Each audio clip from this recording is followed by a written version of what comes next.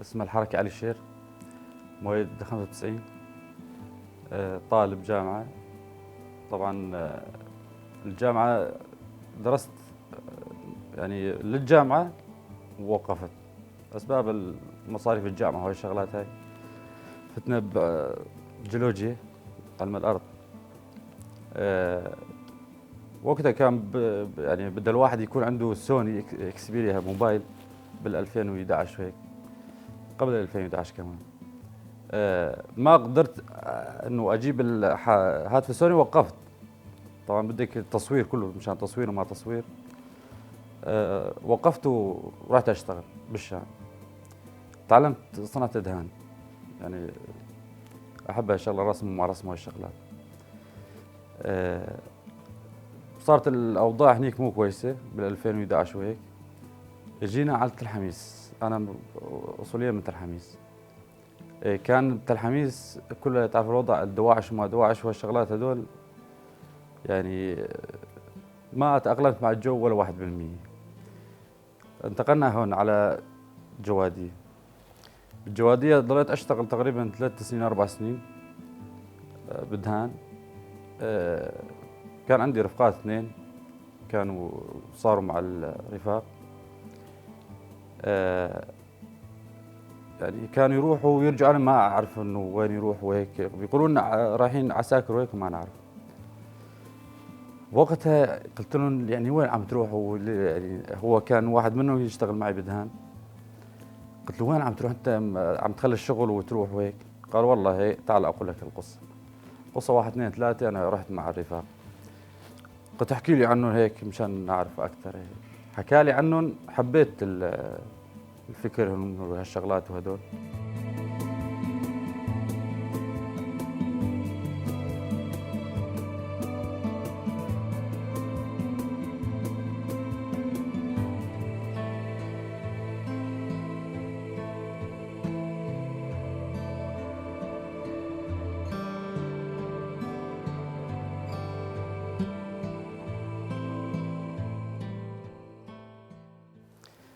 قلت له والله بدي اروح معك.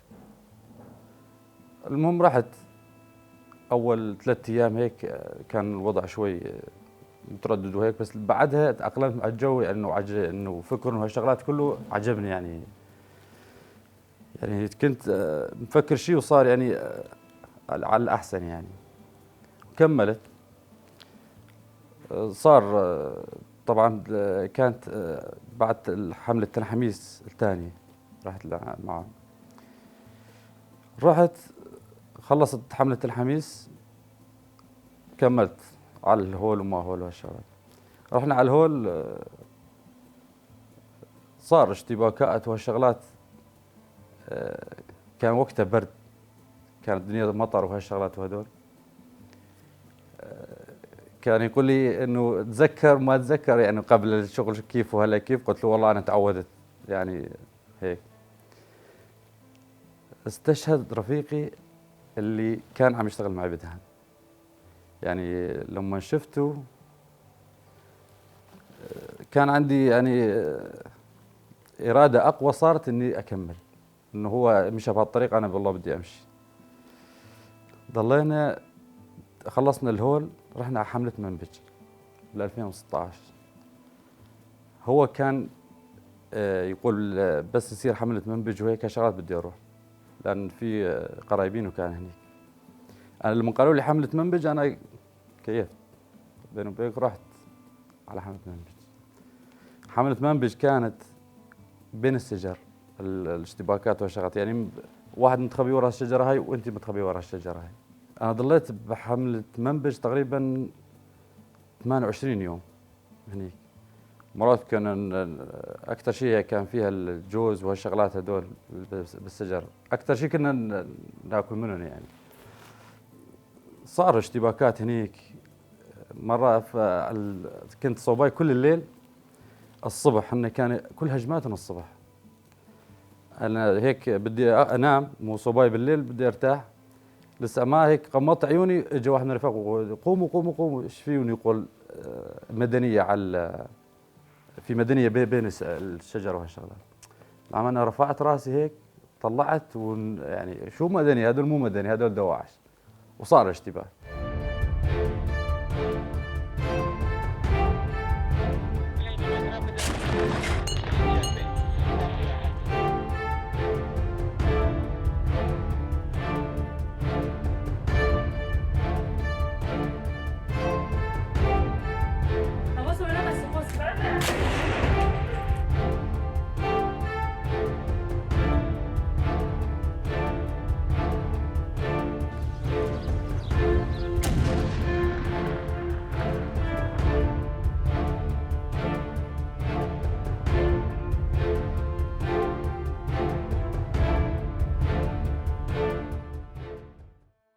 كان الصعوبة باللوجستيك وهالشغلات انه يجي لعند النقاط وهيك. وخلصت الحملة وجيت نزلت اجازة تقريبا 15 يوم ورجعت. لما رجعت كانت الحملة ضلت شي 3 شهور هيك اكثر. وقفنا طبعا استراحة لحتى صارت حملة الطبقة والرقة وهالشغلات. رحنا على حملة الطبقة كمان. حملة الطبقة كان كلها تقريبا ما ضلت كثير يعني هيك، لأن صار عندي حالة وفاة ورجعت. لما رجعت ضليت فترة وصارت حملة الرقة. رحت على حملة الرقة. كانت حملة الرقة يعني أكثر شيء قريبين على بعض، دواعش وهدول ورفاق. كان هن بالطابق احنا بالطابق الثالث هن بالطابق الأول. يعني هذا الشعور هو اللي خلاني انه هيك شعور في شوية كان خوف هيك، انه خلص ما عاد نطلع. لو الرفاق سكر يعني ما عاد يقدروا يجوا لعنا وسكروا الاكل. كنا مرات من تبع البيوت كان في اكل تان نقدر هيك ناكل. مي بنوب، يعني صارت مع مواقف مشان المي. هاي اكثر شيء كان يعني واحد هيك يتذكرها، انه المي كنا نشرب مرات يعني مي مو نظيفه زياده مشان واحد يعني لو اي واحد يجي يشرب مي هيك شرب وين ما كان، بس انه في نسبه مي يعني. لحتى اجوا رفاق وصار انه فتحوا طريق وهيك وطلعنا. لما صرت مع رفاق رحت دورة تقريبا كانت 17 يوم. قال لي ما اخليك تجي، انت ما تعرف بسلاح وما سلاح، كوني ما انطلبت على الجيش وما رحت. قلت له وين الواحد يسوي دورة؟ قال بدير غصن فوق على الحدود قبل الحدود. رحت هنيك كان رفاق عمي يدربونا ويعلمونا على السلاح وهالشغلات هذول. وكان في كمان يبجة بالدورة كمان. كانت هيك معاملاتهم وشغلات كثير كويسة. كانت تعلمت 17 يوم ورحت تعلمت مزبوط عليه وتخرجنا من الدورة. طبعا الرفاق اليبجة كانوا هن يعطونا معنويات الأكثر بالحملات. صارت المواقف انه بدنا نفوت مثل ناخذ لقدام هيك. كان معنا رفاق يبجة 2 هن اللي كانوا قدامنا، يعني هن كانوا يعطينا معنويات. انه اقرب مثال انه مره هيك هالشغلات هذول، انه مره تفوت وتقتحم وشغلات وانت رجال ما تقدر يعني. من هالشيء كان يعطينا معنويات اكثر، يعني كان قلبهم هيك نار، يقاوموا ويقاتلوا هيك. كانوا يهلهلوا، يعني لما هلهولة كان واحد يعطي معنويات أكثر.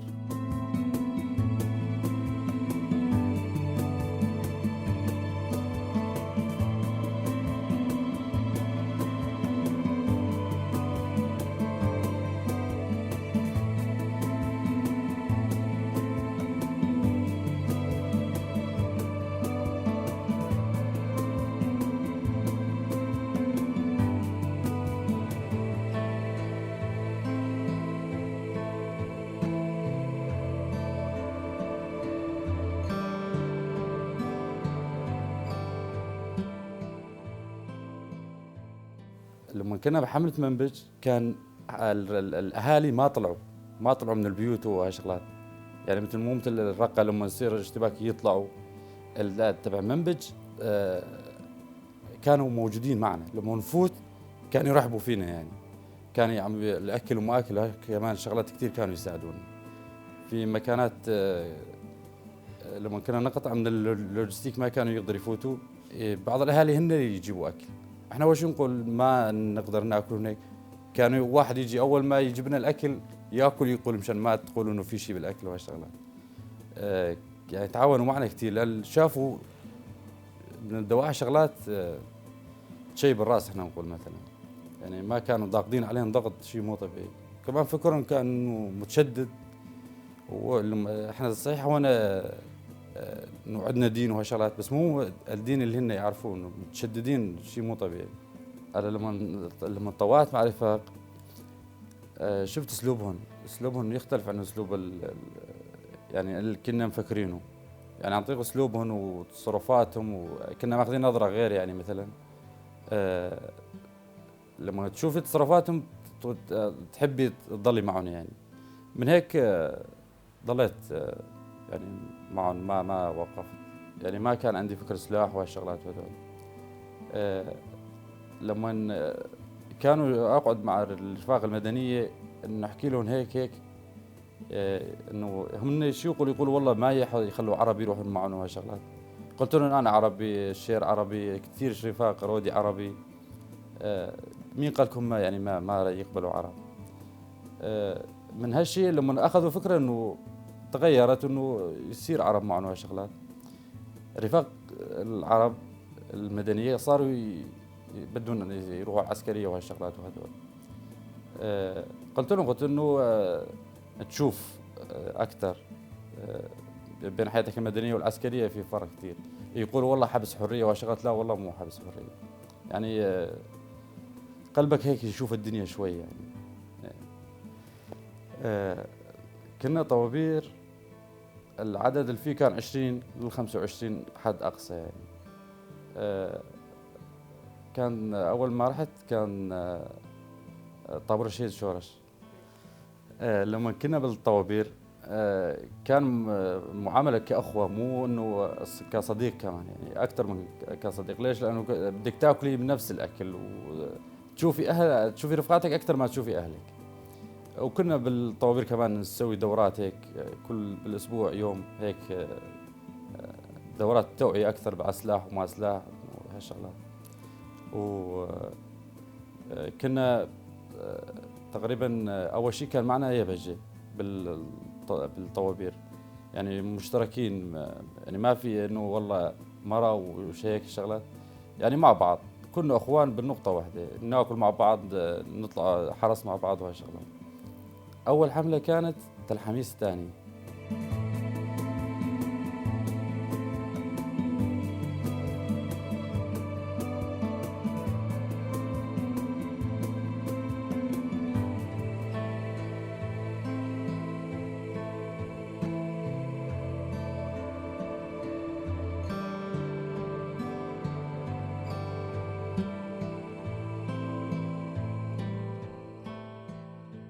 يعني آخرها يعني قبل ما تخلص الحملة كان في بعض البيوت فيها المدنية وهالشغلات ما كانوا يقبلوا يطلعوا. يقولوا والله احنا ما نطلع وهيك. انه يخافوا انه يطلعوا هالشغلات.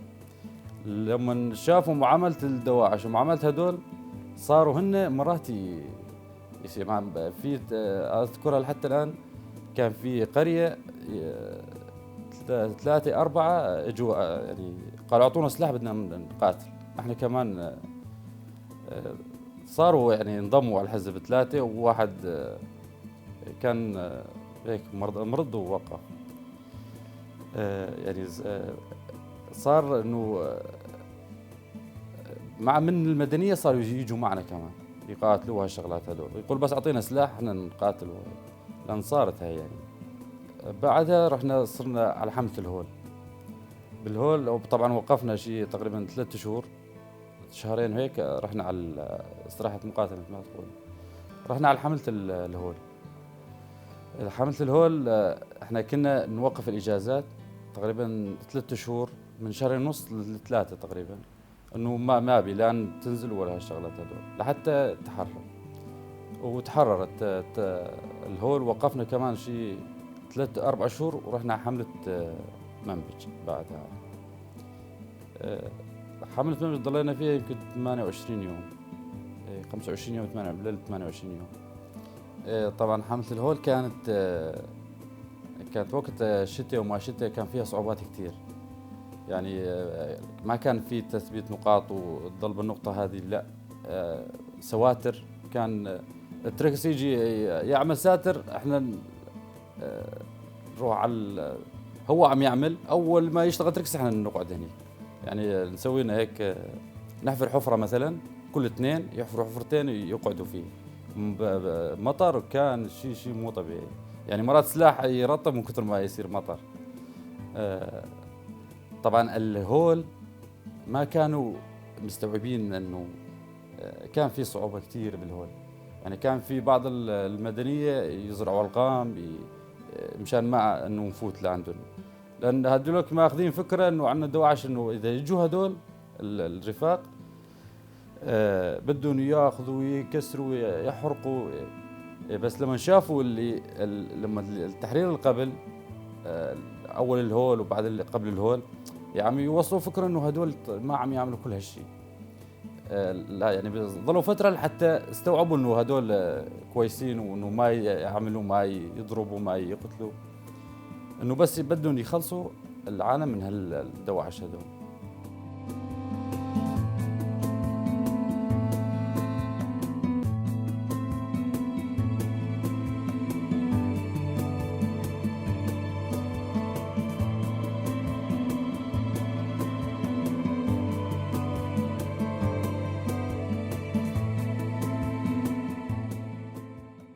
واخذ حررنا انه صار تحرير الهول، العالم تقبلت الموضوع. يعني شافوا فرق كثير. اكثر المدنيه عم يقولوا والله في فرق كثير بين الدواعش وهدول.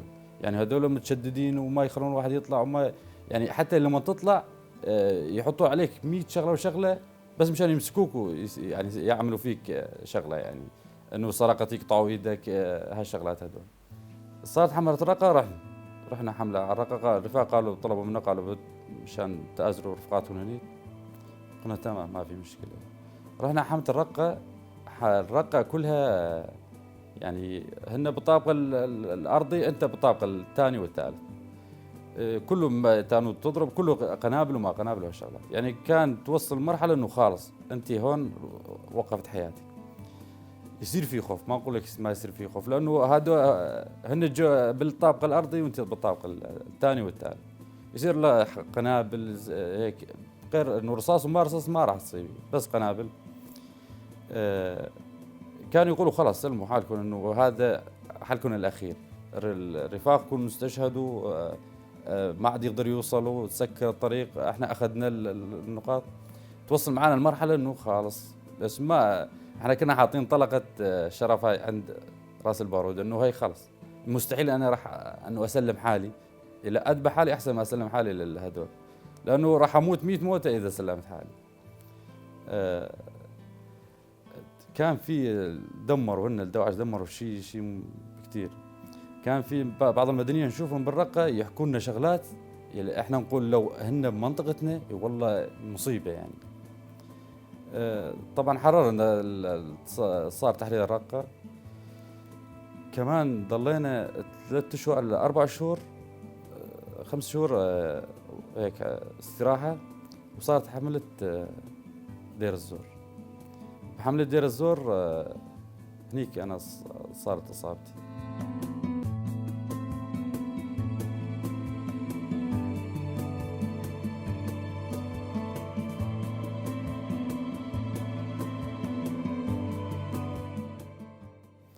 اول 3 ايام من الحمله رحنا بحقل العمر. اول ما فتنا حقل العمر صار اشتباك. كان جروبنا اول جروب يفوت هني. فتنا حقل العمر صار اشتباك، اجت قنبله، زتوا قنبله لنا وكان مسافه قريبه.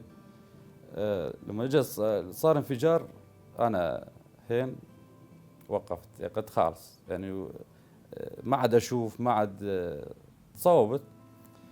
اجوا رفاق هيك علي شير عشر، انا كان من الاصابه كل وجه تشوه وهيك مثل الحرق صار. اخذوني اسعفوني على السور. بالسور هنيك قالوا هذا خالص انه لا يعني نزف دم كثير. من السور اخذوني على، جابوني على الحسكه. بالحسكه انا بهالحاله مغمى علي، ما اعرف شيء يعني. جيت على الحسكه فقت. طبعا كانوا موقفين النزيف والشغلات هذول. جابوني على غرفه. لما فتحت عيوني طلعت انا هين انه راحت لا اشوف، عيني رايحه، رجلي ما اقدر احركها، يعني الدم وما دم وهالشغلات يعني. طبعا انا ضليت مغمى علي شي نهارين. لما صحيت ما كنت اشوف. صرت اقول لرفقاتي خبات رودي السرحات هذول وينهم، هيك هالشغلات. بس طبعا انا لما انصابت بعرف انه بدي اتصاوب، بدي استشهد، بدي يعني كنت حاطه براسي هالشيء، لان تعرف حالك اذا تروح يمكن ما ترجع. لما فقت طلعت حوالي والرفاق كثير، هاي رايح ايده رجله، هذا ايدين واثنين. قلت خلاص يعني هذه بدي اخذ على امري، يعني هذول مو احسن مني هيك شغله. سالتهم عن رفقات اللي ضلوا شو صار فيهم، ليه انا شو صار فيني هيك شغلات. اجوا رفقات اثنين يقول رفقاتك بخير، اللي كان متصاوب يعني اثنين تصاوبوا بس مو مثل اصابتك انت يعني. بس جبناهم معك هون، بس انه بغير غرفه والشغلات. بعدها وضعي شوي تخربط، بعثوني على الباشور على العراق. هنيك تطببت هنيك، يعني حطوا لي عين صناعي، ضبطوا رجلي كان فيها نزيف. ضليت فيها تقريبا 23 يوم، 24 يوم هيك. وجيت من هنيك. لما جيت هنا كل اللي هون قالوا علشان بنستشهد وهالشغلات هذول. بس لما جيت اختلف الوضع طبعا، انه هيك يصير اشاعه انه استشهد من واحد صوب بده يستشهد، بس انه يعرفوا انه رحت على باشور وهالشغلات هذول. هنيك قلت لك انه حطيت عين اصطناعي، زبطوا الرجلي كانت بها فيها نزيف.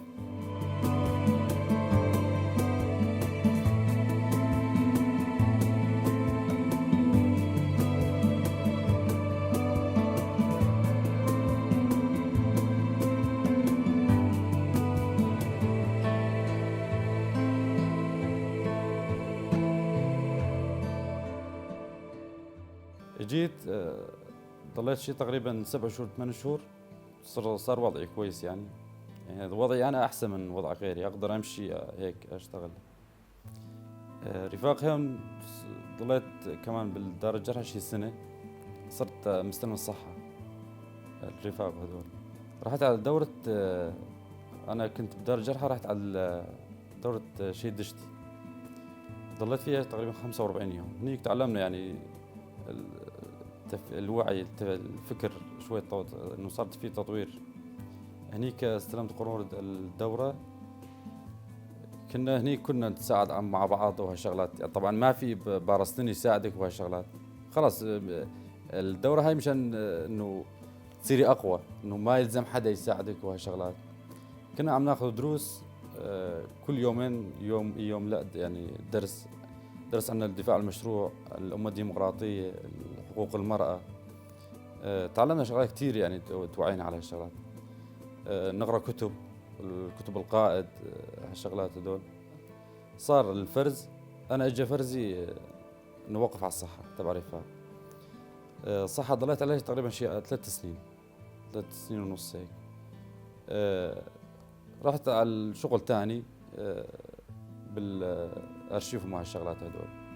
انا بصراحه مفتخر بالاصابه، يعني من تصاوبت لحد الان ما احس انه متصاوب.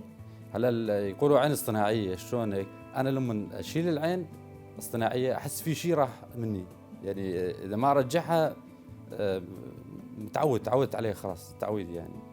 وصابت يعني انا بفتخر فيه، ما انه اقول والله انه مستحي منه، اما بالعكس هذا شيء فخر الي يعني. امل انه رفاق الجرحى هون اتمنى من انه يتقبلوا اكثر بال انه اصابتهم. طبعا هم متقبلين الموضوع وكل روح رفاقيه كمان، يعني ما انه من تصاوبوا ووقفوا، لا، في اكثريتهم يروح يشتغلوا غير الشغل يعني.